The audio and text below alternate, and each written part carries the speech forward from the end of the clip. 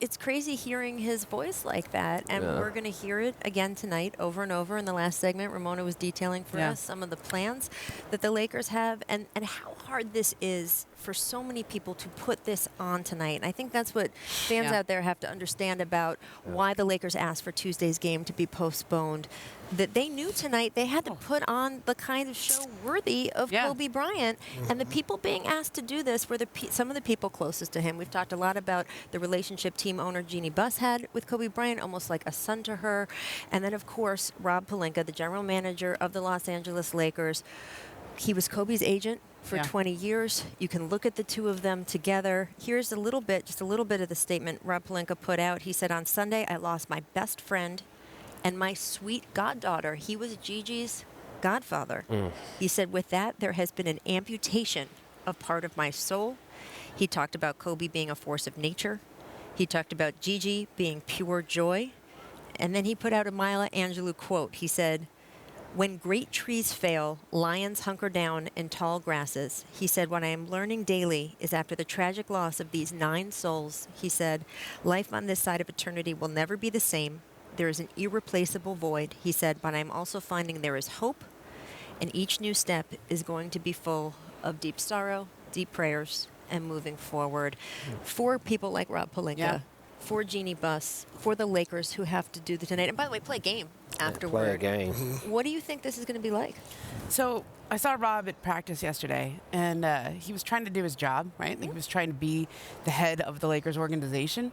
He has a trade deadline next week. Right.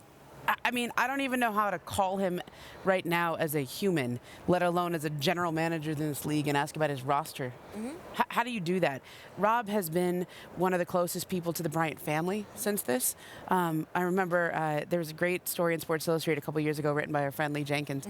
And he said, he quoted Rob Pelinka as saying, when Kobe would come up with new material for some of his shows, either for Granity Studios, for the podcast, for Detail, he would often show it to Rob Pelinka's kids. And if they thought it was good, they gave him the stamp. Yeah. I mean, like, that's how close Rob is to the Bryant family. Like, their kids are friends. And he's been having to help the Bryant family through this. Help Vanessa, help the kids, also run a basketball team, also help Jeannie and be there for her, also be with the team. And as you say, team duties. Look, the rest of the NBA, as much as we would like everything to stop right now. And by the way, there have been so many times this week I have wanted to scream at my TV, just stop. Stop playing basketball. Stop doing everything. Don't you know what's happened here? Right. That's not how it works. And so all these guys have to go on. Paul, if you're in LeBron James' situation, you have been the leader captain of a team.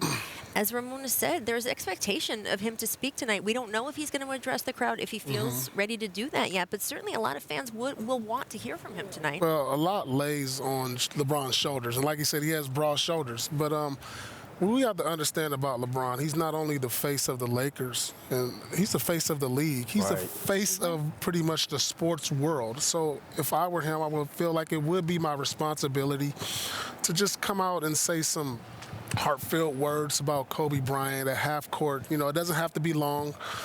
Just, you know, people want to hear what LeBron James has to say. I know he's posted some things on Instagram, but just to actually hear his voice around the world on the national spotlight, I think people want to hear that.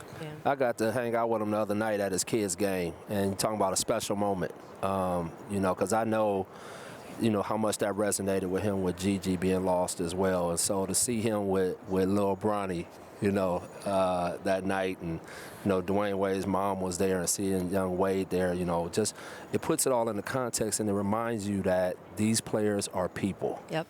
And they're just dads and husbands, and they're going through this deal, just trying to figure it out like the rest of the world. And so just to be there and to be a part of that was really a moving moment. Yeah, absolutely. And look, the fact that LeBron, as you say, he's the face of the league. He's been the face of the league for a long time, but that it is now when he can relate to Kobe with that stage of having kids and being a dad. Absolutely. But I would completely understand if, you know, he couldn't do it. Yes. You know, because it's heavy. The man. It's heavy. It's heavy. I mean, it's a touchy situation.